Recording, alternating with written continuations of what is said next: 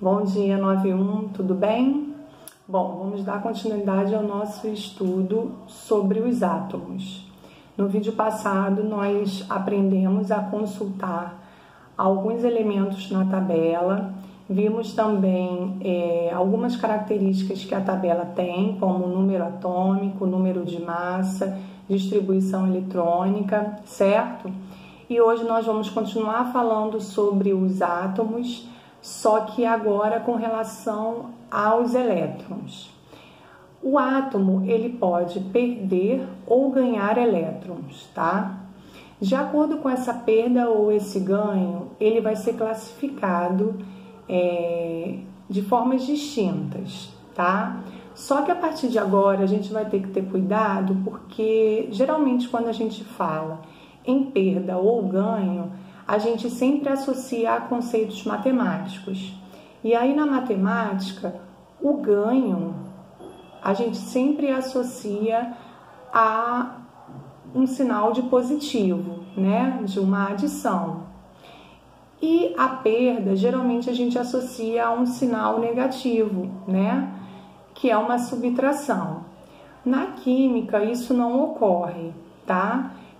Geralmente, todos esses conceitos matemáticos, nós vamos deixar ele de lado e vamos utilizar conceitos totalmente contrários ao da matemática.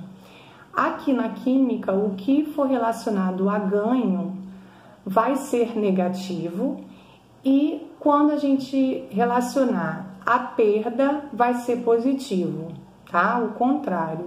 Aí vocês devem estar pensando assim, meu Deus do céu, veio a linha aí para me confundir toda. Mas não é difícil, tá? É só a gente esquecer um pouquinho o lado da matemática, lembrar que a gente está fazendo química, que a gente vai conseguir classificar esse átomo, tá? Bom, aí eu fiz uma observação para vocês.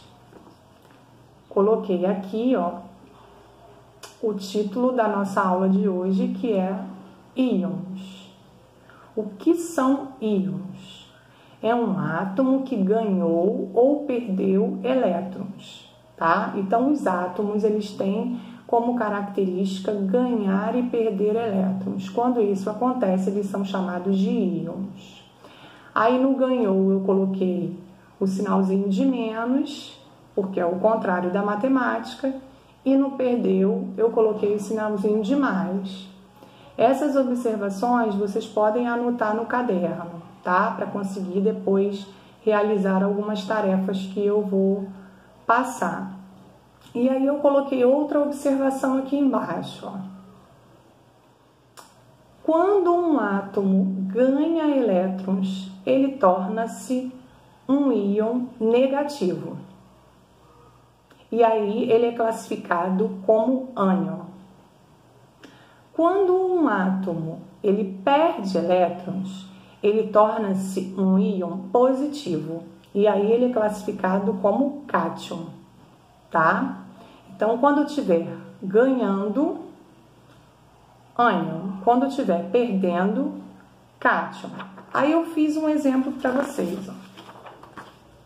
Peguei dois elementos diferentes, peguei o oxigênio, peguei o potássio. E aqui nós temos um númerozinho 2 com sinal de negativo e um númerozinho 1 com sinal de positivo. Estão vendo? Aí eu vou analisar isso aqui, primeiramente pelo sinal, tá? O oxigênio eu tô com sinal de negativo, então na química o sinal de negativo vai dizer pra gente que esse átomo ele está ganhando elétrons. Qual é a quantidade que ele está ganhando? A quantidade vai ser o númerozinho que está aqui em cima junto com o sinal. Então, o oxigênio está ganhando 2 elétrons. Se ele está ganhando 2 elétrons, nós classificamos ele como ânion. Embaixo, o potássio, ó, a gente tem o número 1 e o sinalzinho de mais. Então, se eu tenho 1 com sinalzinho de mais, é porque ele está perdendo elétrons.